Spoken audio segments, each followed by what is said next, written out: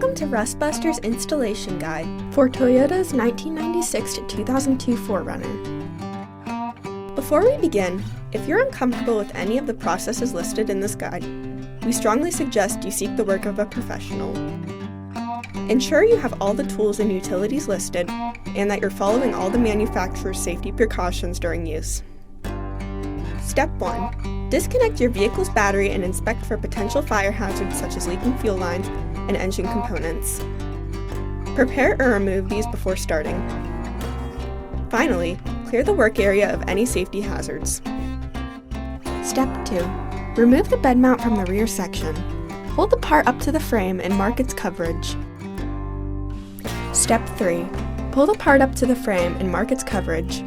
Begin cutting along the line while leaving enough material to weld back onto the frame. Step 4.